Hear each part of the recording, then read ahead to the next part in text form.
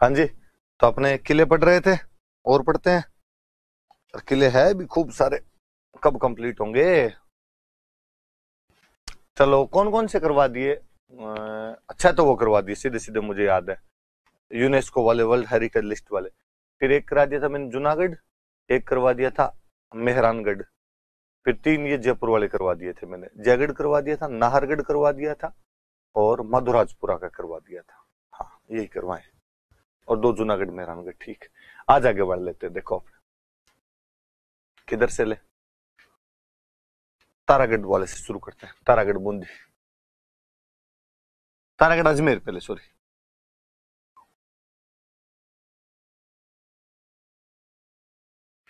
तारागढ़ अजमेर के बारे में पढ़ते हैं आप। कुछ बातें फिर मेरी बताई हुई हिस्ट्री के अंदर कि 1113 में जब अजय राज ने अजमेर की स्थापना की थी, तब यहाँ पर किला भी बनवाया था। अजय मेरुगढ़ कहते थे।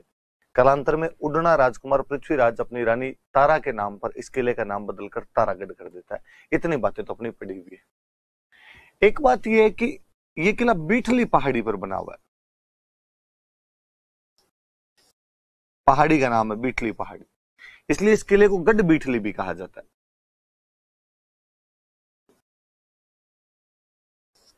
बीठली पहाड़ी पर बना हुआ है, इसलिए गढ़ बीठली किला कहा जाता है। हालांकि कुछ लोग कहते हैं कि शाहजहां का एक मंत्री हुआ करता था विठल दास गौड़, विठल दास गौड़ की यहाँ पे पोस्टिंग रही थी, तो विठल दास के नाम पर इसे बीठली किला कहा जाने लगा। पर ज्यादा सही बात यह है कि बीठली की पहाड़ी पर इसलिए गढ़ बीठली किला कहते हैं। एक बंदा है बिशप हेबर,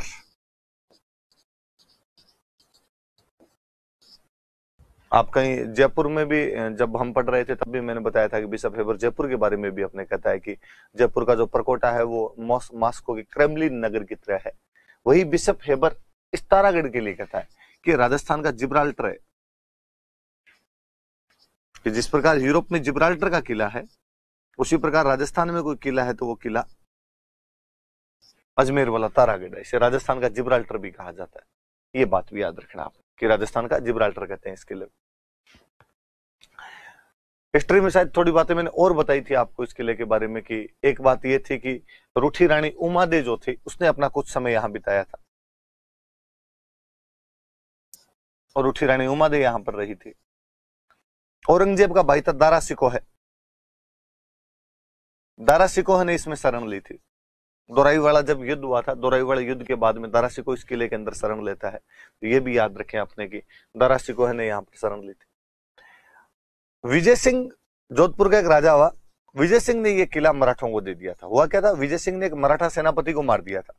विजय सिंह ने एक मराठा सेनापति को मारा था, जयप्पा सिंधिया। मेड़ता में मराठों के साथ एक युद्ध हुआ था विजय सिंह का, और उसके अंदर विजय सिंह हार गया था। विजय सिंह हार गया तो मराठे युद्ध हरजाना लेने के लिए गए थे। जयप्पा सिंधिया युद्ध हरजाना लेने के लिए गया, तो विजय सिंह ने उसको मेहरानगढ़ किले में बुला के मार दिया था। तो फिर मराठों ने कहा कि इस मृत्यु के बदले में मोताना दे, हमें तो रक्त मूल्य दिया जाए, तो उसने तारागढ़ वाला किला दिया था। तो जयप्पा सिंधिया की हत्या के बदले में, की हत्या के कारण ये किला मराठों को देना पड़ा था।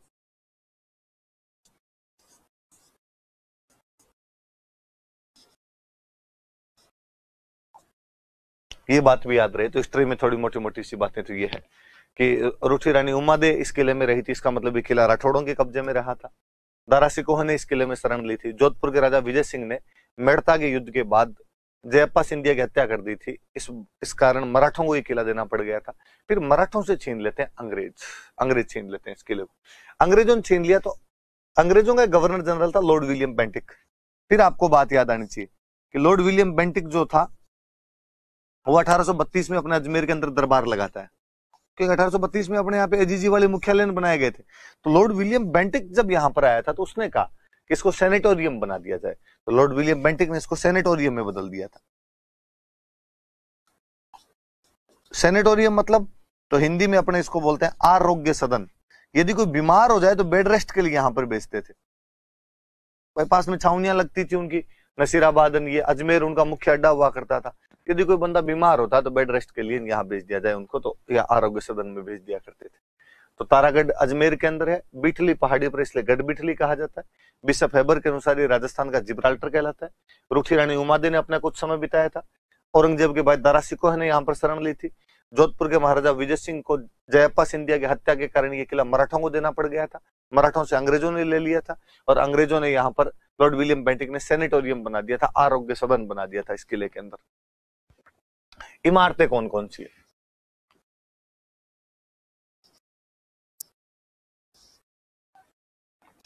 मीरान साहब की दरगाह है। कहते हैं यहाँ के कोई गवर्नर थे मीरान साहब, युद्ध में लड़ते हुए मारे गए थे किसी में, तो उनकी दरगाह बनी हुई। एक घोड़े की मजार बनी हुई है।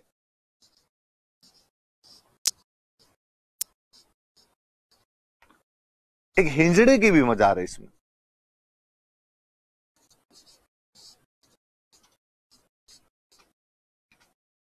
एक गुफा बनी हुई है इसके अंदर जिसका नाम है सीसा खान।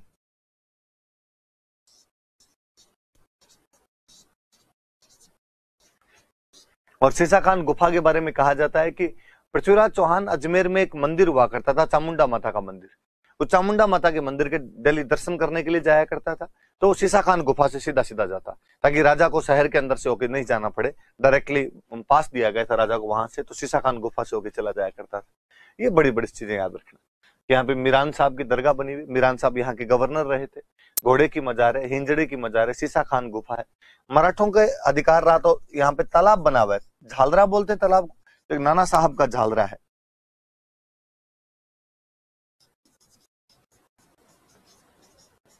नाना साहब का झालरा है। इस किले में 14 बुर्जे हैं। आप वापस याद करें कि बीकानेर में 37 बुर्जें थी, जैसलमेर में 99 बुर्जें थी, इस किले के अंदर 14 बुर्जें बनी हुई। ये थोड़ी सी बातें और याद रखना। तो ये तारागढ़ अजमेर वाले की बात है। अजमेर में एक किला और है, अकबर का किला।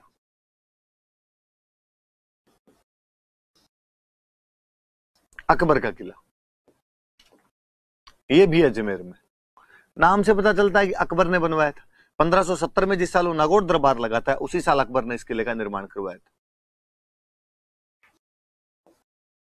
अकबर इस किले का अजमेर में निर्माण करवाता। इसको अकबर का दौलत खाना भी कहते थे। अकबर अपने पैसे वैसे रखता है यहाँ पे, तो अकबर का दौलत खाना था भाई ये किला। कहते हैं हल्दी घाटी के युद्ध के लिए मान सिंह को रवाना करने के लिए अकबर इस किले तक तो आके गया था।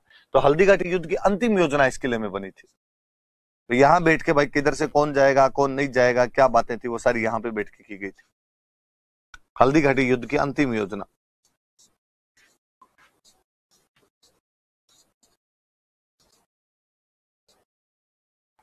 इसी किले के अंदर बैठ के बनाई गई थी। फिर जहांगीर इसी किले में सर टॉमस रो से मिला था। सर टॉमस रो, वैसे तो मेरी बात बताई हुई आपको सर टॉमस रो के बारे में,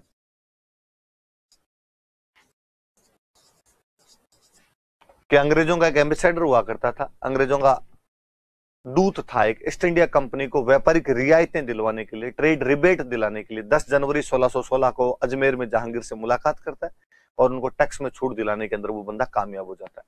तो अंग्रेजों का वह राजदूत जो अंग्रेजों को व्यापारिक छूट दिलाने में कामयाब हो गया था, वो कौन था? तो सर टॉमस रो था। किससे मुलाकात करता है? जहांगीर से। कब करता है? तो 10 जनवरी 1616 को। कहां पर करता है? तो अजमेर के अंदर मुलाकात करता है। उस समय जहांगीर अपने अजमेर के अंदर था यहाँ पे, और यहीं पर वो टैक्स में छूट लेने में कामयाब रहा था। मिडिवल हिस्ट्री पढ़ोगे तो और अच्छे से टॉमस रो के बारे में पढ़ लोगे आप। पर याद रखना कि टॉमस रो की मुलाकात यहीं हुई थी, याद करना। इसीलिए टॉमस रो 1615 वाली मुगल मेवाड़ संधि के बारे में लिखता है कि मेवाड़ के राणा को बुद्धि से अधीन किया गया है, बल से नहीं। इसी टॉमस रो के बारे में बात। फिर ये अंग्रेजों के पास आ गया था। अंग्रेज इस किले में अपने हथियार रखते थे, इसलिए अंग्रेजों के टाइम इस किले को बोलने लगे थे मैगजीन का किला।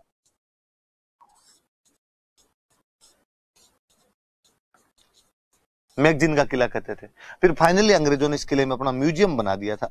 राजस्थान को राजपुताना कहते थे, इसलिए म्यूजियम का नाम पड़ गया राजपुताना म्यूजियम। तो अंग्रेजों ने इसमें राजपुताना म्यूजियम खोल दिया था। सीधी सीधी बातें। 1570 में अकबर ने अजमेर में किला बनवाया, तो अकबर का किला है। अकबर का दौलत खाना भी कहा जाता है। हल्दी घाटी युद्ध की अंतिम योजना इसी किले में बनाई गई थी। 10 जनवरी 1616 को British ambassador sir Thomas Roe ने जहांगीर से यहीं पर मुलाकात की थी। अंग्रेज कब्जा करने के बाद यहाँ पर अपने हथियार रखते थे, इसलिए मैगजीन का किला कहते थे। अंग्रेजों ने बाद में यहाँ पे संग्रहालय बना दिया था, म्यूजियम बना दिया था, इसलिए राजपुताना म्यूजियम इसका नाम कर दिया गया था। अकबर के किले के बारे में सीधी सीधी मोटी मोटी बात ये है। अभी हम तारागढ़ अजमेर की बात कर रहे थे, तो एक तारागढ़ किला हो रहा है बूंदी में। राजस्थान में दो तारागढ़ है, एक तारागढ़ अजमेर वाला है, एक तारागढ़ बूंदी वाला है। फिर मेरी बात बताई गई 1354 में बरसिंह ने इस किले का निर्माण करवाया था। तारागढ़ क्यों कहते हैं ये बात, उसको तो तारागढ़ इसलिए कहते हैं क्योंकि उड़ना राजकुमार पृथ्वीराज की रानी तारा वहां पर रहती थी। इसको तारागढ़ इसलिए कहते हैं कि झील में चमकते तारे के समान दिखाई देता है, shining star in a lake, झील में चमकते तारे के समान दिखाई देता है, इसलिए नाम क्या पड़ गया इसका, तारागढ़। वास्तव में ये किला अपने भित्ति चित्रों के लिए जाना जाता है। भित्ति चित्र समझते होंगे, भींत पे बनाए गए चित्र, भींत मतलब दीवार, म्यूरल पेंटिंग्स, म्यूरल पेंटिंग के लिए जाना जाता है, भित्ति चित्रों के लिए प्रसिद्ध है। कोई पूछे राजस्थान का कौन सा किला अपने भित्ति चित्रों के लिए जाना जाता है, तो याद रखना भाई तारागढ़ का जो किला है वो अपने भित्ति चित्रों के लिए जाना जाता है। दो चीजें मैं बताऊंगा। एक राजा हुआ था यहाँ पे शत्रुसाल, वो शत्रुसाल ने एक महल बनवाया था, रंग महल। इसके भित्ति चित्र बहुत सुंदर है। एक यहाँ पे राजा हुआ था उमेद सिंह, उस उमेद सिंह ने एक महल बनवाया था, इसका नाम है चित्रशाला। और चित्रशाला के लिए तो कहते हैं इतना सुंदर है कि इसे भित्ति चित्रों का स्वर्ग कहते हैं।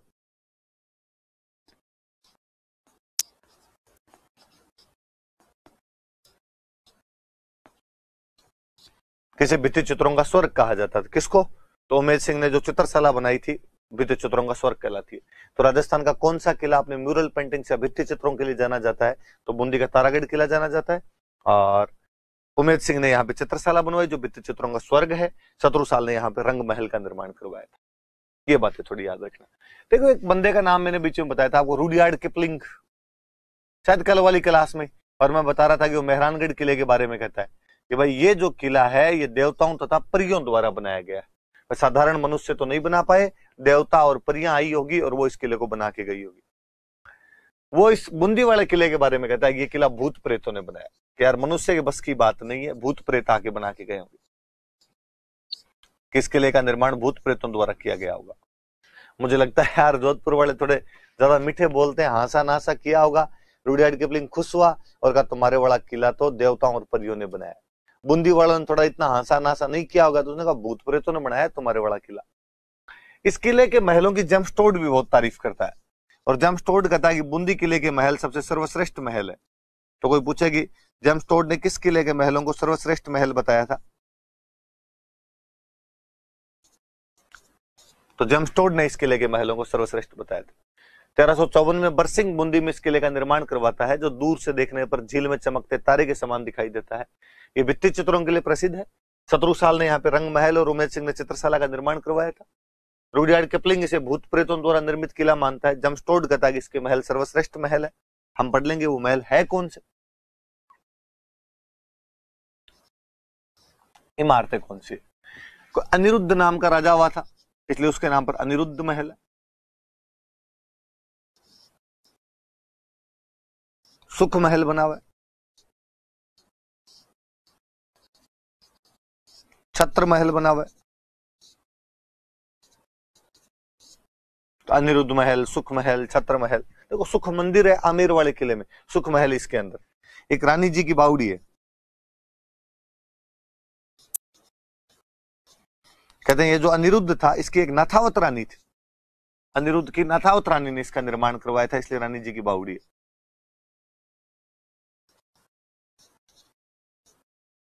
नाथावत रानी द्वारा निर्मित। और इसके अंदर एक तोप रखी हुई है, जिस तोप का नाम है गर्भ गुंजन तोप।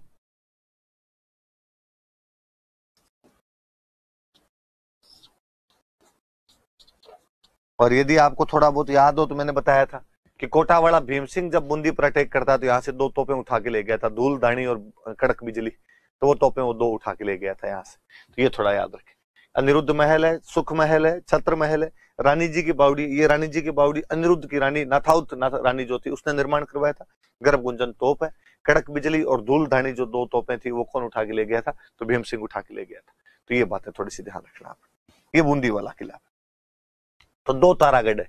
ये क्वेश्चन भी पूछा हुआ है कि राजस्थान में तारागढ़ कौन कौन सी जगह पर स्थित है? तो एक अजमेर में और एक कहां पे आपका बूंदी। अब चलो एक बड़ा किला आपने और पढ़ते हैं, तो इधर ये पढ़ते हैं अपने जालोर वाले ने ये किले पढ़ते हैं। तो जालोर वाला किला लेते हैं।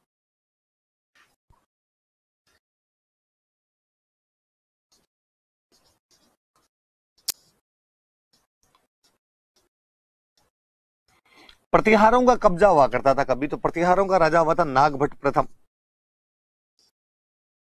उसने इस किले का निर्माण करवाया था। प्रतिहार राजा हुआ था नागभट्ट फर्स्ट, उसने इस किले का निर्माण करवाया था। कौन से किले का? तो जालोर के किले का निर्माण कौन करवाता है? तो नागभट्ट फर्स्ट इस किले का निर्माण करवाता।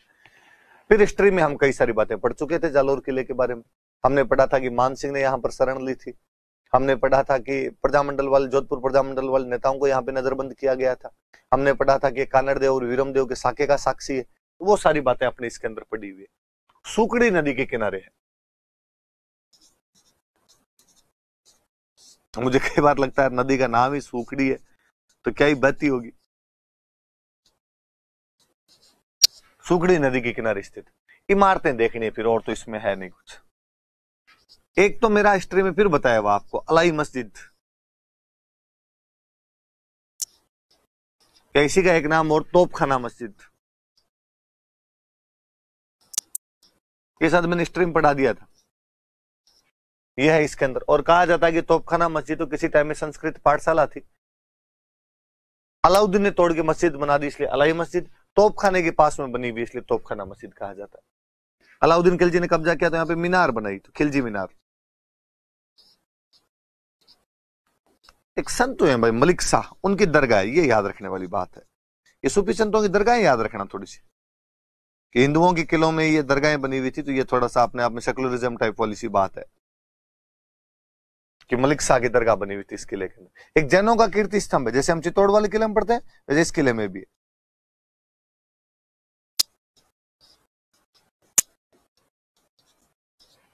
ये मोटी मोटी सी बात याद रखना। अलाई मस्जिद या उसी को तोपखाना मस्जिद, खिलजी मीनार, मलिक शाह की दरगाह, जैनों का अपने आप में कीर्ति स्तंभ बना हुआ है, ये जालोर के किले। तो प्रतिहार राजा नागभट्ट फर्स्ट ने बनवाया था, सुकड़ी नदी के किनारे स्थित। अलाउद्दीन खिलजी कब्जा करके अलाई मस्जिद या तोपखाना मस्जिद बनवाता है, खिलजी मीनार बनवाता है, मलिक शाह की दरगाह बनी हुई है, जैन कीर्ति स्तंभ बना हुआ है इसके अंदर। बहस मोटी मोटी सी बातें ये है।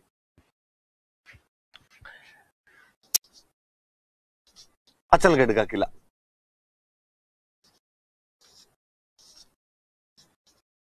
सिरोही में परमारों ने बनाया था किला। सिरोही पे पहले परमार हुआ करते थे साइड में, आबू वाले साइड में, तो परमारों द्वारा निर्मित है।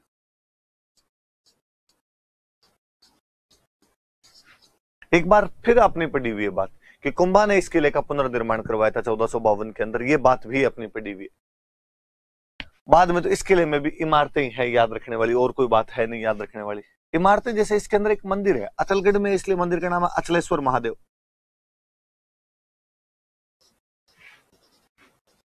और अचलेश्वर महादेव के लिए कहा जाता है कि यहाँ पे शिवलिंग की पूजा नहीं होती, बल्कि शिव जी के अंगूठे की पूजा की जाती है।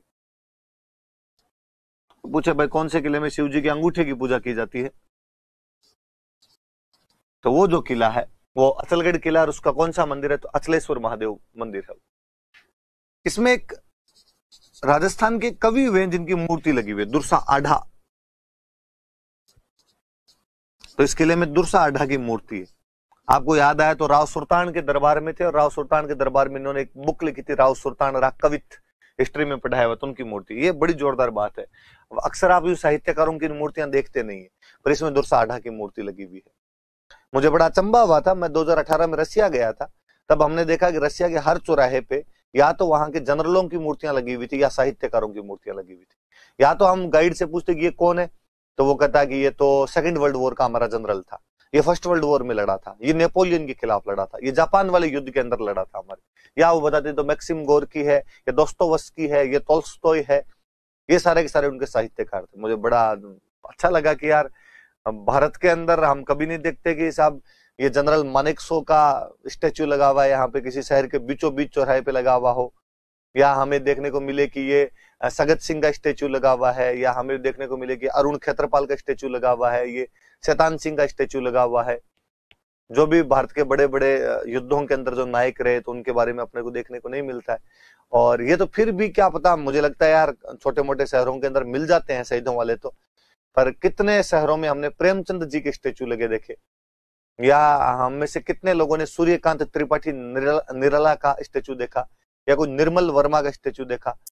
मुझे लगता है कई लोगों ने तो निर्मल वर्मा का नाम भी नहीं सुना होगा, या महादेवी वर्मा या मनु भंडारी के स्टेच्यू कहाँ देख लेते हैं। तो जो देश अपने साहित्यकारों की इज्जत नहीं कर पाता, फौज के जनरलों की इज्जत नहीं कर पाता, इसे बुरी स्थिति तो क्या होगी। पर ये एक बड़ी बात है कि राजस्थान के किले में राजस्थान के एक साहित्यकार की मूर्ति लगी हुई है, वो साहित्यकार दुर्सा आढा है। मैं साहित्य पढ़ाऊंगा, इनके बारे में और कई सारी बातें करूंगा आपसे। इसमें कुंभा और उद्दा दोनों बाप बेटों, सॉरी हाँ, कुंभा और उद्दा दोनों बाप बेटों की मूर्तियां हैं, जिनके नाम है सावन भादो की मूर्तियां। सावन भादो ये वास्तव में कुंभा और उद्दा की मूर्तियां हैं। कुंभा उद्दा था उसका बेटा जिसने उसको कुंभलगढ़ में मार दिया था, उनकी मूर्तियां लगी हुई।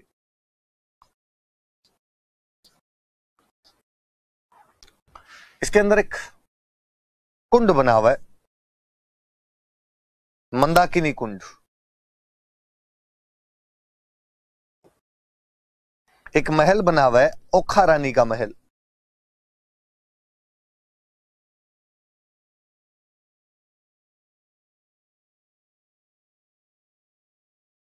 ओखा रानी का महल बना हुआ है। एक इसमें जगह जिसका नाम है भौरा थल। ऐसा कहा जाता है कि महमूद बेगड़ा गुजरात का एक राजा था, और महमूद बेगड़ा ने अचलेश्वर महादेव मंदिर तोड़ने के लिए अचलगढ़ किले पर आक्रमण किया। उसकी सेना जब मंदिर तोड़ने के लिए ऊपर जा रही थी, तब मंदिर के पास में एक जगह से मक्खियां निकली। वो बड़े वाली मक्खियां होती है, भौरा मक्खी जिनको बोलते हैं, वो भौरा मक्खियां निकली और महमूद बेगड़ा की सेना पर आक्रमण कर दिया। महमूद बेगड़ा ने हाथ जोड़े और महमूद बेगड़ा ने कहा कि भाई ठीक है डोकरा, नहीं तोड़ेंगे तेरा महल, छुड़ा तो सही। तब जाके उनका पीछा छुड़ा गया था। तो वह जगह जहां से भौरा मक्खियां निकली थी, उस जगह का नाम क्या पड़ गया? तो भौरा थल नाम पड़ गया उस जगह। अचलगढ़ का किला परमारों द्वारा बनाया गया था, जिसका कुंभा 1452 में पुनर्निर्माण करवाता है। कुंभा और उसके बेटे उद्दा की मूर्तियां लगी हुई, जिनको सावन भादो कहा जाता है। राजस्थान के मूर्धन्य साहित्यकार दुर्सा आढा की मूर्ति है। अचलेश्वर महादेव मंदिर में शिव जी के अंगूठे की पूजा की जाती है। मंदाकिनी कुंड और ओखा रानी का महल है। वह स्थान जहां से महमूद बेगड़ा की सेना पर मधुमक्खियों ने आक्रमण कर दिया था, भौरा थल कहलाता है। ये अचलगढ़ के किले के बारे में याद रख लेना भाई। इधर एक और किसी किले की बात करूं तो मैं कहूं सिवाना।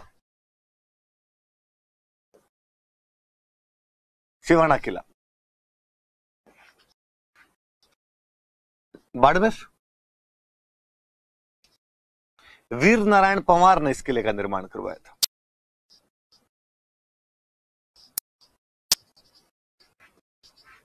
वीर नारायण पंवार इसका निर्माता है। खूब सारी बातें मेरी बताई हुई है। सिवाना के किले के बारे में मेरा यह भी बताया हुआ है कि यह जालोर की चाबी थी और मारवाड़ के राठौड़ों की शरण स्थली थी। मालदेव शेरशाह सूरी के आक्रमण के समय इसी किले में शरण लेता और चंद्रसेन ने लंबे समय तक इस किले को अपना मुख्य केंद्र बनाकर अकबर के खिलाफ अटैक किए थे। कालांतर में शाहबाज खान इस किले को जीत लेता है। हम ये भी पढ़ते हैं कि 1308 में सातल और सोम अलाउद्दीन खिलजी के खिलाफ साका करते हैं, और 1589 में कल्ला रायमलोत अकबर के खिलाफ साका करता है। हमने ये भी पढ़ा था कि प्रजामंडल आंदोलन के दौरान जयनारायण व्यास को इस किले में नजरबंद करके रखा गया था। तो कुछ बातें तो अपनी पढ़ी हुई। वीर नारायण पंवार ने किला बनवाया था।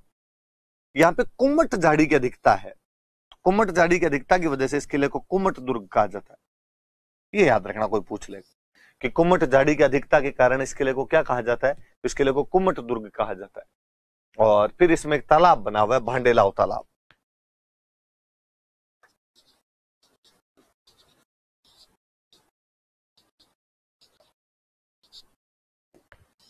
तो इस किले में भांडेलाव तालाब बना हुआ है, ये भी थोड़ा सा याद रख लेना। इस किले में भांडेलाव तालाब, तीन ही बातें। वीर नारायण पंवार ने बनवाया था। कुम्मट झाड़ी के अधिक, कुम्मट झाड़ी का नाम होता है, वो झाड़ी होती है कुम्मटिया, तो कुम्मट झाड़ी की वजह से कुम्मट दुर्ग कहा जाता है। और इसके अंदर क्या बना हुआ आपके? तो भांडेलाव तालाब बना हुआ है। मैं जब इधर पश्चिमी राजस्थान की बात कर रहा हूं तो मैं एक किला और लेना पसंद करूंगा, भटनेर। हिस्ट्री की कुछ बातें अपने भटनेर के बारे में पढ़ी हुई है। उनमें से कुछ बातें ये थी कि एक बात तो मैंने ये बताई थी कि 1805 में बीकानेर का राजा सूरत सिंह यहां पर कब्जा कर लेता है। उस दिन मंगलवार था, इसलिए भटनेर का नाम बदलकर उसने हनुमानगढ़ कर दिया था। एक बात तो हमने ये पढ़ी थी इस किले के बारे में। और तो भटनेर के बारे में क्या पढ़ा था हमने कि भाटियों की शुरुआती दौर के अंदर राजधानी रहा था, इसलिए उत्तरी सीमा का प्रहरी या उत्तर भड़केवाड़ भाटियों को इसी वजह से कहा जाने लगा। ये पढ़ा था। भाटियों का कब्जा रहा था, तो इस किले का जो निर्माता है वो भूपत भाटी है, भाटियों ने बनवाया था। भाटियों का किला इसलिए भटनेर, नेर का मतलब तो छोटा नगर होता था, बिक्का का नगर तो बीकानेर, भाटियों का नगर तो भटनेर। सांगा ने नेर बसाया तो सांगानेर। सांगा यहाँ पे जयपुर का राजकुमार हुआ करता था, वो सांगा नहीं, राणा सांगा वाला, तो भूपत भाटी द्वारा निर्मित।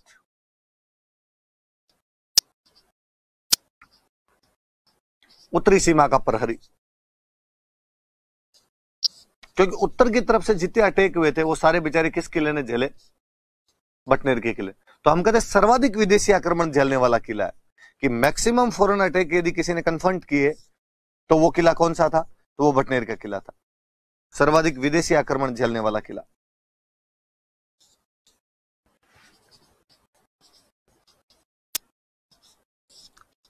सर्वाधिक विदेशी आक्रमण झेलने वाला किला कोई था, तो वो किला कौन सा था? आपके भटनेर था। इसलिए तैमूर जब 1398 में आक्रमण करता है, तैमूर का नाम तो सुना होगा, बाबर का वंशज था, करीना कपूर वाला बेटा नहीं भाई, तो बाबर का वंशज था। 1398 में 1398 में भारत पर हमला करता है, खुरेंजीम मचाता, भयंकर मार काट मचाता है। यह दुर्दांत गंदा आदमी था जिसकी हद नहीं। दिल्ली के रास्ते तक के बीच में उसने कोई गांव नहीं छोड़ा था जिसके अंदर लोगों को लूटा नहीं हो, मारा नहीं और महिलाओं के साथ बलात्कार नहीं किया। लोग कई साल तक तैमूर का नाम लेना पसंद नहीं किया करते थे, इतना गंदा इतना बुरा आदमी था। पर वो भी अपनी किताब में लिखता है कि मैंने भटनेर से ज्यादा सुरक्षित किला भारत के अंदर नहीं देखा है। इसका मतलब 1398 तक तो ये किला बहुत अच्छी अवस्था के अंदर है। तो तैमूर के अनुसार ये भारत का सर्वाधिक सुरक्षित किला है। तैमूर कहता है कि भारत का सर्वाधिक सुरक्षित किला।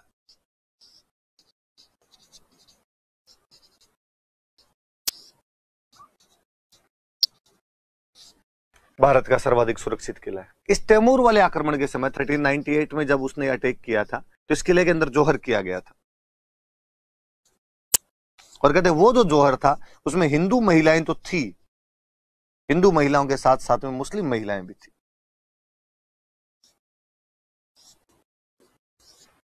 ये याद रखें, कोई ये पूछेगा आपसे कि राजस्थान का वह किला जिसमें मुस्लिम महिलाओं के जौहर के साक्ष्य प्राप्त होते हैं, तो भटनेर का किला है जिसमें मुस्लिम महिलाओं ने भी जौहर कर लिया था। कब किया था? तो तैमूर के आक्रमण के समय जौहर किया गया था। महमूद गजनवी आक्रमण करता है,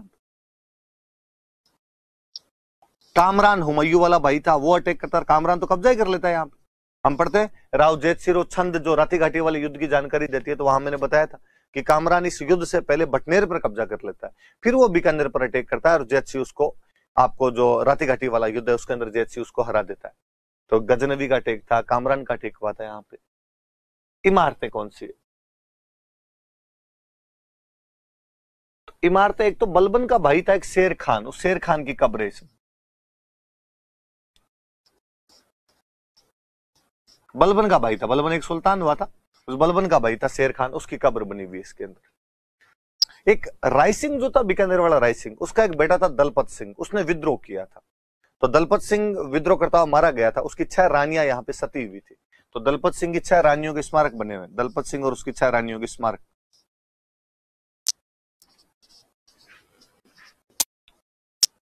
देवलियां बनी हुई उन रानियों की। दलपत सिंह रायसिंह का विद्रोही बेटा था,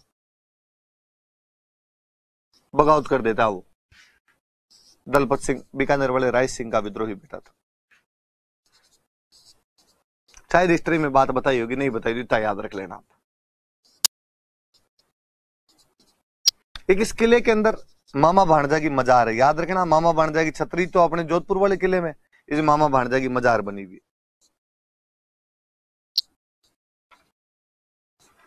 मामा भाणजा की मजार। इस किले में 52 बुर्जे हैं। वापस याद करना, 99 जैसलमेर, 37 बीकानेर, 14 तारागढ़, 52 भटनेर के किले के अंदर बनी हुई। किले के अंदर तो नहीं, किले के बाहर वाली साइड के अंदर एक माता जी का मंदिर बना, पर यार इस बहाने याद हो जाएगा, यही याद कर लेना, भद्रकाली माता का मंदिर है। तो भद्रकाली माता का मंदिर बना हुआ है। तो ये थोड़ी याद रखना बातें। वापस देखो आप एक बार कि बटनेर का किला भूपत भाटी ने बनवाया था, उत्तरी सीमा का प्रहरी है, सर्वाधिक विदेशी आक्रमण झेले हैं इस किले ने। तैमूर कहता है कि भारत का सर्वाधिक सुरक्षित किला है। तैमूर के समय जोहर किया गया था, जिसमें हिंदू महिलाओं के साथ साथ मुस्लिम महिलाएं भी शामिल थी। गजनवी और कामरान ने भी यहाँ पर आक्रमण किए थे। शेर खान की कब्र बनी हुई है यहाँ पे। दलपत सिंह उसकी 6 रानियों की स्मारक है। दलपत सिंह राय सिंह का विद्रोही बेटा था बीकानेर वाले राजा का। मामा भाणजा की मजार है। मामा भाणजा की छतरी मेहरानगढ़ में है। यहाँ पे 52 बुर्जें बनी हुई है और किले के बाहर वाली साइड में माता जी का मंदिर बना हुआ है। तो भद्रकाली माता का मंदिर इस किले के अंदर बना हुआ है। तो ये थोड़ी बातें याद रखना। अब अपने इसके बाद कौन से किले पे हैं? ये इधर वाले पश्चिमी राजस्थान वाले बड़े बड़े किले तो हो गए। चलो मैं इधर वाले लेता हूँ, आपके भरतपुर साइड वाले किले लेता हूँ। तो भरतपुर वाला किला ही लेते हैं। जाट राजा सूरजमल ने इस किले का निर्माण करवाया था। हिस्ट्री में बताई हुई बात।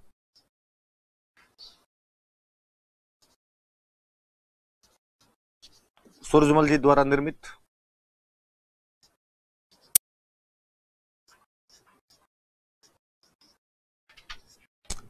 और बात मैंने कुछ बातें आपको बताई थी कि एक बात मेरी ये बताई थी कि भरतपुर के राजा जवाहर सिंह 1765 के आसपास जब उधर हमला करते हैं, आपके दिल्ली पर हमला करते हैं, तो दिल्ली से अष्ट धातु के दरवाजे लेकर आते हैं, जिन्हें भरतपुर के किले में लगवाते हैं। और इस जीत की याद में जवाहर बुर्ज बनवाते हैं, जहां पर राजाओं का राष्ट्रलग किया जाता था।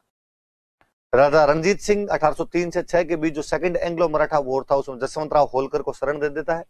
लॉर्ड लेक यहाँ पर 5 बार हमले करता है, लेकिन जीत नहीं पाता है। इसलिए इस किले को हम लोहागढ़ कहते हैं। इस जीत की याद में यहाँ पे फतेह बुर्ज बनवाई गई थी। चार्ल्स मेटकॉफ कहता है, अंग्रेजों का एक बंदा हुआ है चार्ल्स मेटकॉफ, पढ़ा था नाम? अंग्रेजों की तरफ से संधियां करने के लिए चार्ल्स मेटकॉफ ही आया था।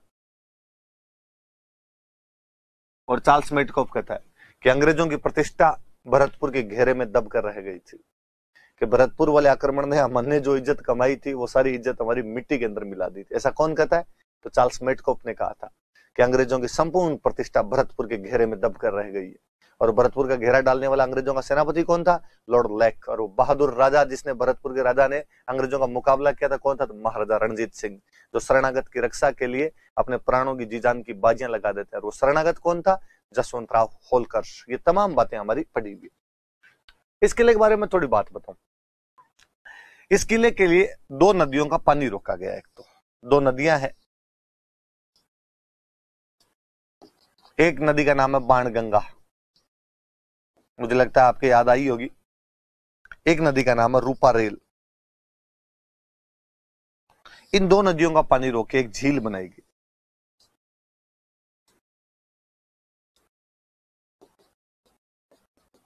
ये जो झील है, इस झील का नाम है मोती झील।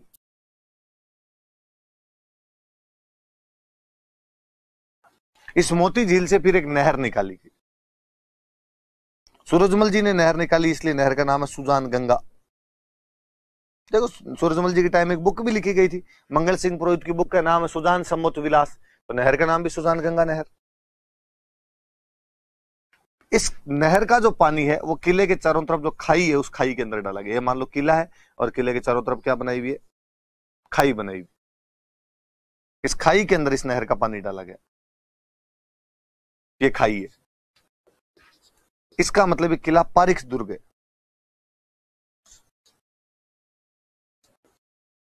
किसका उदाहरण है? पारिख दुर्ग का उदाहरण। वापस देखना, बाणगंगा तथा रूपारेल नदियों का पानी रोककर मोती झील बनाई गई। मोती झील से सुजान गंगा नामक नहर निकाली गई। सुजान गंगा नहर का पानी लोहागढ़ किले की खाई के अंदर डाला गया था। इस किले के चारों तरफ खाई बनी हुई है। इसका मतलब ये किला कैसे दुर्ग का उदाहरण है? पारिख दुर्ग का उदाहरण। बनवाया किसने था? तो जाट राजा सूरजमल ने इस किले का निर्माण करवाया था। इमारतें कौन कौन सी पढ़ लेते हैं। राजा सूरजमल जी की एक रानी हुआ करते थे, किशोरी देवी। तो उनके नाम पर एक महल बना हुआ, किशोरी महल। एक बना हुआ इसमें दादी मां का महल।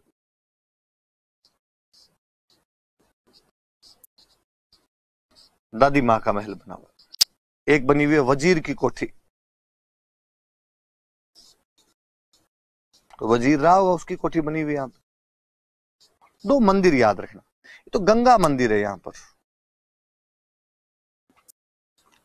एक जनता पूरी राम जी का मंदिर बनाना चाहती है, यहाँ पे लक्ष्मण जी का मंदिर है।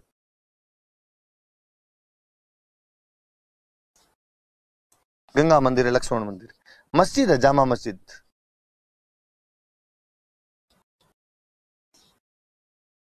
तो ये थोड़ी चीजें याद रखना। किशोरी महल है, किशोरी देवी जी सूरजमल जी की रानी थे। दादी माँ का महल है, वजीर की कोठी है, गंगा मंदिर लक्ष्मण मंदिर याद रखना, गंगा नदी पे और राम के जब भाई जो लक्ष्मण उन पे, और जामा मस्जिद बनी हुई है। तो ये इसके मुख्य मुख्य इमारतें बोल बोल के देखना, 2-4 बार बोलोगे तब याद होगी। किशोरी महल है, दादी माँ का महल है, वजीर की कोठी है, गंगा मंदिर है, लक्ष्मण मंदिर है, जामा मस्जिद बनी हुई है। यहाँ पर एक किला और बयाना, भरतपुर में एक किला और। बयाना के बारे में खूब सारी बातें मेरी बताई हुई। बयाना के बारे में एक बात यह है कि गुप्त राजा समुद्रगुप्त ने यहाँ पर आक्रमण करके और यहाँ पे विजय स्तंभ का निर्माण करवाया था, जो राजस्थान का पहला विजय स्तंभ है। यहाँ पे वरिक वंश का कब्जा रहा था और वरिक वंश के राजा विष्णुवर्धन ने यहाँ पर एक लाट का निर्माण करवाया था, ये मेरा बताया हुआ है। कालांतर में रानी चित्र भीम लाट बनवाई थी। कालांतर में रानी चित्रलेखा आई थी, एक लक्ष्मण सेन जो प्रतिहार राजा था उसकी पत्नी, उसने यहाँ पर उषा मंदिर का निर्माण करवाया था। हम ये भी जानते हैं कि बयाना से हमें गुप्तों के सिक्कों का सबसे बड़ा भंडार मिला, जो बयाना के समीप एक जगह नगला छेल से हमें प्राप्त होता है। हम ये भी जानते हैं कि बयाना मध्यकाल के अंदर नील की खेती का एक मुख्य केंद्र हुआ करता था। हम ये भी जानते हैं कि बयाना के युद्ध के अंदर बाबर को सांगा ने हरा दिया था।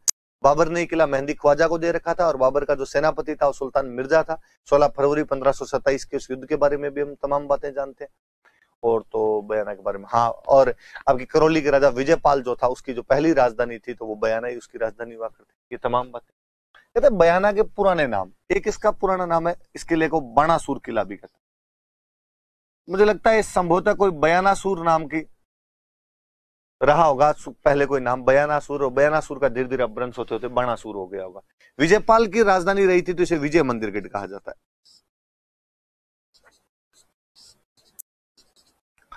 बादशाह बाबर ने यहां पर कब्जा कर लिया था, इसलिए बादशाह का किला कहते हैं। खानवा युद्ध के बाद बाबर खुद भी आके गया था यहां पे, इसलिए इसको बादशाह का किला भी कहा जाता है। इमारतें याद करनी है बस, इसकी भी, और कुछ याद नहीं करना अपने को। इमारतों के नाम भी बड़े जोरदार है। लोधी मीनार, एक दाऊद खां की मीनार, लोधी मीनार, दाऊद खां की मीनार। एक और है आपके सादुल्ला सराय,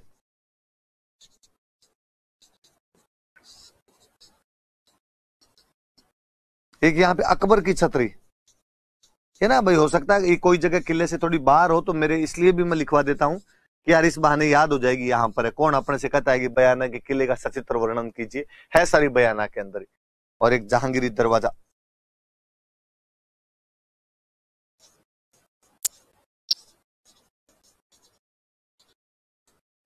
जहांगीरी दरवाजा तो याद रखना। कौन कौन सी इमारतें हैं? लोधी मीनार है, दाऊद खां की मीनार है, सादुल्ला सराय है, अकबर की छतरी है और जहांगीरी दरवाजा है। इस किले को बाणासुर का किला कहते हैं, विजय मंदिर गढ़ कहते हैं और बादशाह का किला कहा जाता है। सारी बातें याद रखना। मुझे जहांगीरी दरवाजा जब मैं पढ़ता हूं तो मुझे याद आता है कि जहांगीरी दरवाजा बयाना के किले में है, पर जहांगीर के महल पुष्कर के अंदर है। याद रखना भाई, ये क्वेश्चन एक बार पूछा हुआ है, स्टार लगा लेना नोट्स में लिखते टाइम, कि जहांगीर के महल पुष्कर में है। और ये जहांगीर के महलों में जहांगीर का अभिलेख और लगवाया हुआ है 1615 का, और इस अभिलेख में वो कहता है कि हमने मेवाड़ जीत लिया है। क्योंकि 1615 में मुगल मेवाड़ संधि हो जाती है तो मेवाड़ जीतने की बात करता है। या मैंने बताया था मेवाड़ जीतने की बात 1637 वाले शाहजहानी मस्जिद के अभिलेख में, जिसमें शाहजहां कहते कि मैं जब 1615 में मेवाड़ जीतने के लिए गया था तो मैंने मन्नत मांगी थी कि जब मैं मेवाड़ जीत लूंगा तो मस्जिद बनवाऊंगा। इतने दिन बनवा नहीं पाया, अब जब मैं बादशाह बनाऊं तो मैं मस्जिद बनवा रहा हूं। तो या तो 1615 के जहांगीर के महल जो पुष्कर में बने हुए उसके अभिलेख में ये जानकारी है कि मुगलों ने मेवाड़ जीत लिया, ऐसा मुगल लिखवाते हैं। या 1637 के शाहजहां का जो अजमेर की दरगाह उसमें जो शाहजहानी मस्जिद उसने बनवाई थी उसके अभिलेख ये कहता है कि शाहजहां जो है वो क्या जीत के आया था, तो वो मेवाड़ जीत के आया था। मुगल मेवाड़ संधि की जानकारी है। या सर टॉमस रो उन्हीं दिनों में आया हुआ था तो वो लिखता ही कि मेवाड़ को बुद्धि से अधीन किया गया, बल से नहीं। तो बयाना के किले में बातें थोड़ी सी याद रखना आपने। भरतपुर के किलों की बात कर रहे थे तो अलवर पीछे क्यों रहे? अलवर में जो किला बना हुआ है उस किले का नाम है बाला किला।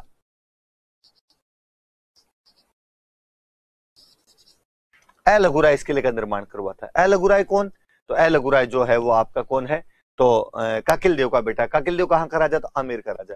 और कहा तो ये जाता है कि अलगुराय के नाम पर इस जगह का नाम अलपुर रखा गया था। अलपुर अपभ्रंश होते होते अलवर पड़ गया। कुछ लोग ये भी कहते हैं कि नहीं, यहाँ पे सालव जनपद हुआ करता था, इसलिए सालवपुर हुआ करता था इस जगह का नाम, और सालवपुर करते करते अलपुरवार, अलपुर से धीरे धीरे अलवर हो गया। जो भी बात रही है, पर एक बात जरूर है कि अलगुराय ने इस किले का निर्माण करवाया था, काकिल देव का बेटा था। कालांतर में किला निकुंभ चौहानों के पास रहा था, और निकुंभ चौहानों ने इस किले का पुनर्निर्माण करवाया था। चौहानों की शाखा होती है कोई निकुंभ, तो उन्होंने इसका पुनर्निर्माण करवाया, रिकंस्ट्रक्शन करवाया था। कालांतर में हसन खान मेवाती, एक बहादुर अफगान सेनापति जो खानवा के युद्ध में राणा सांगा की तरफ से लड़ता है, उस हसन खान मेवाती ने भी इस किले का पुनर्निर्माण करवाया था। तो अलवर का बाला किला जो है अलगुराय निर्माण करवाता है। चौहानों की एक ब्रांच निकुंभों ने इसका पुनर्निर्माण करवाया था। हसन खान मेवाती इसका पुनर्निर्माण करवाता है। कहते बाबर इस किले में आके गया था, बाबर इस किले के अंदर आया था। कहते जहांगीर तो इस किले में 3 साल तक रुका था, इसलिए किले का नाम पड़ गया था सलीम महल। जहांगीर का नाम सलीम था, यार ये तो सलीम का महल है। निकुंभों ने यहां पर एक महल बनवाया था, इसलिए इसके अंदर एक निकुंभ महल बना हुआ।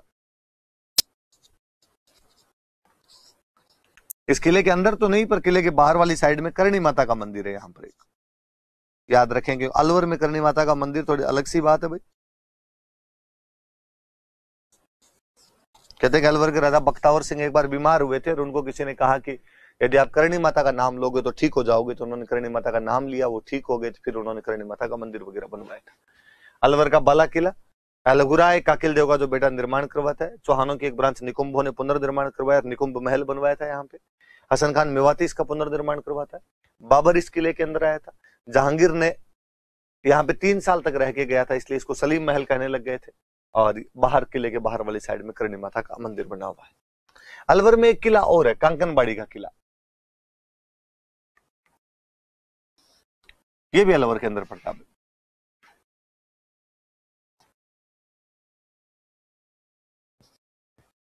कांकनबाड़ी किला, और कांकनबाड़ी किले के लिए कहा जाता है कि मिर्जा राजा जयसिंह ने इस किले का निर्माण करवाया था।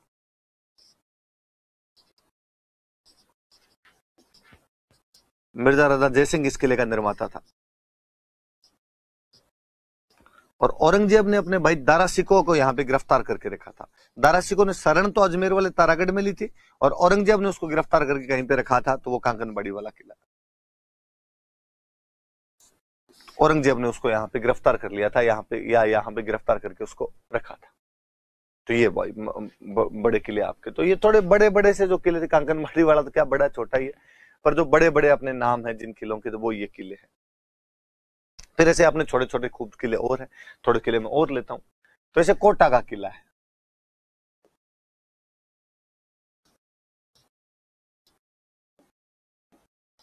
सबसे पहले बूंदी का एक राजा था जेतर सिंह, जिसने कोटा पे कब्जा किया था। और कहते जेतर सिंह ने यहां पर एक महल बनवा के छोड़ दिया था, गुलाब महल। जेतर सिंह यहां पे गुलाब महल बनवा देता है। कालांतर में शाहजहां ने जब ये किला माधो सिंह को दिया था, तो माधो सिंह ने यहाँ पे किले का निर्माण करवाया था।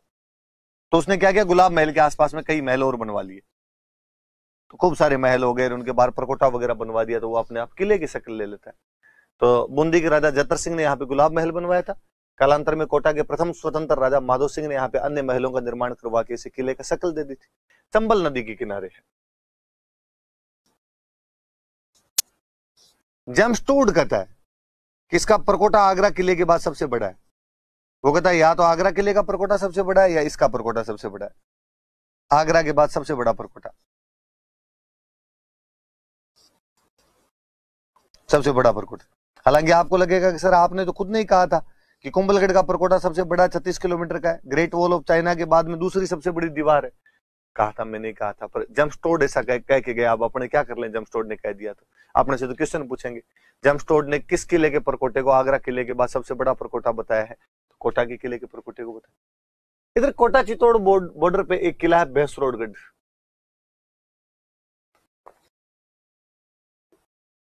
भैंसरोडगढ़ का किला चित्तौड़गढ़ में। बड़ी जोरदार सी कहानी की, दो दोस्त थे, एक का नाम था भैंसार, एक का नाम था रोड़ा। तो भैंसा और रोड़ा ने मिलकर बनवाया था, इसलिए किले का नाम भैंसरोडगढ़ पड़ गया। चंबल और बामनी नदियों के किनारे स्थित है। चंबल और बामनी के किनारे स्थित यह किला है। राजस्थान का वेल्लोर कहलाता है कि जिस प्रकार साउथ इंडिया में वेल्लोर का किला है, उसी प्रकार अपने राजस्थान के अंदर कोई किला है तो वो कौन सा है? भैंसरोडगढ़। राजस्थान का जिब्राल्टर अजमेर का तारागढ़ है। राजस्थान का वेल्लोर मद्रास के पास में जगह पड़ती है वेल्लोर। राजस्थान का वेल्लोर यदि कोई किला तो भैंसरोडगढ़ है। बहुत प्यारी सी जगह। जेम्स टोड कहता है कि मुझे यदि राजस्थान में कोई जागीर देने की पेशकश करे तो मैं भैंसरोडगढ़ की जागीर लेना पसंद करूंगा। तो जेम्स टोड को भैंसरोडगढ़ बहुत पसंद आया था भाई। 3 बातें सीधी सीधी। चंबल और बामनी नदियों के किनारे है, राजस्थान का वेल्लोर कहलाता है, और जेम्स टोड ने कहा था कि यदि मुझे राजस्थान में कोई जागीर दी जाए तो मैं कौन सी जागीर लेनी पसंद करूंगा? तो मैं आपके या भैंसरोडगढ़ की जागीर लेनी पसंद करूंगा। एक और बड़ा किला जो बीच में बसता है, मैं यदि बताऊं तो आपको, मांडलगढ़, भीलवाड़ा।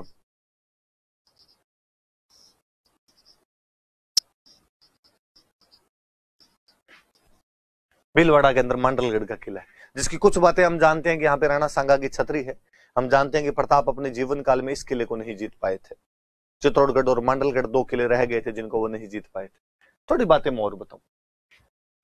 मांडलगढ़ के लिए कहा जाता है कि यहाँ पे कोई एक भील रहता था, मांडिया। गाय भैंस चराया करता था। एक दिन मांडिया भील को एक पत्थर मिला, जो पत्थर बहुत चमक रहा था, और कहते यहाँ पर एक गुर्जर रहते थे, बड़े जमींदार थे यहाँ के, जिनका नाम था चानना गुर्जर। हालांकि तमाम किताबें चानना गुर्जर लिखती है, पर मुझे लगता है कि चानना गुर्जर नहीं है, ये चांदना गुर्जर है। गुर्जरों की एक सब कास्ट होती है चांदना। अपने मंत्री जी हैं अशोक चांदना जी, तो चांदना गुर्जर रहते होंगे यहाँ पे, बड़े जमींदार थे यहाँ के। मांडिया भील चानना गुर्जर के पास उस पत्थर को लेके गया, और उसने कहा, चानना जी, जिस प्रकार आपका नाम चानना है वैसे इस पत्थर में भी चानना है, चमक रहा है, देखो पत्थर। चानना गुर्जर समझदार आदमी थे, वो पहचान गए वो पारस का पत्थर था। और पारस के पत्थर के लिए कहा जाता है कि पारस का पत्थर यदि लोहे के टच किया जाए तो लोहा सोना बन जाता है। चानना गुर्जर ने वो पारस का पत्थर लोहे के टच कर करके उसे क्या बना लिया? कहते सोना बना लिया था। खूब सारा सोना हो गया, तो उन्होंने इस किले का निर्माण करवाया था। जब किला बनवाया तो नाम क्या रखा जाए, तो उनको लगा यार अपने पास सोना आया कैसे, तो मांडिया भील पत्थर दे के गया था, इसलिए मांडिया भील के नाम पर इस किले का नाम मांडलगढ़ रखवाया गया था। तो चानना गुर्जर ने मांडिया भील की याद में इस किले का निर्माण करवाया था, इसलिए क्या कहा जाता है? मांडलगढ़। एक थ्योरी तो ये। दूसरी थ्योरी कहती है कि नहीं यार, ये मंडल आकृति में बना हुआ है, गोल है, वर्ताकार, सर्कुलर शेप में मंडल आकृति का बना हुआ किला है, इसलिए इसको कहा जाता है मांडलगढ़ कहा जाने लगा। जो भी बात हो, अपने दोनों याद रखना कि चानना गुर्जर ने मांडिया भील की याद में इस किले का निर्माण करवाया था, और यह किला मंडल आकृति में बना हुआ है। कहते हैं मानसिंह हल्दीघाटी युद्ध से पहले इस किले में रुका था, फिर उसने हल्दीघाटी के लिए मूव किया था। तो हल्दीघाटी से पहले मानसिंह कौन से किले में रुका? तो मांडलगढ़ के अंदर।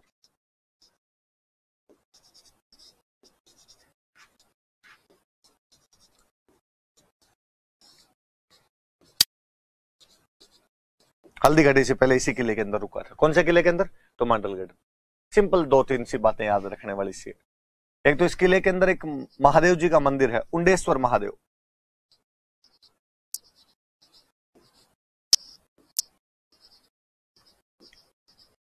उंडेश्वर महादेव मंदिर है, वही जैसे हम पढ़ते हैं शिवाड़ में घुसमेश्वर महादेव है कि थोड़े घुसे हुए हैं शिव जी, वैसा वैसा थोड़े शिव जी उंडे हैं, गहरे हैं, तो उंडेश्वर महादेव है। एक शीतला माता का मंदिर है।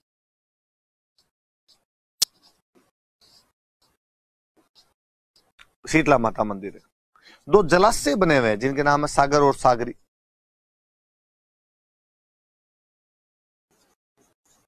सागर और सागरी जलाशय है। ये भाई आप किले पढ़ना, थोड़े से बच गए। कल हम जो थोड़े से बच गए इनमें सब में 2-2 बातें हैं, तो वो मैं किले भी बता दूंगा, और कल हम छतरियां और पढ़ेंगे, महल और छतरियां राजस्थान में कौन कौन सी नाम है उनके, थोड़ी थोड़ी बातें भी उनमें, वो अपने और सारी कर लेंगे। कल वाली क्लास में कंक्लूड कर लेंगे इसको। Thank you.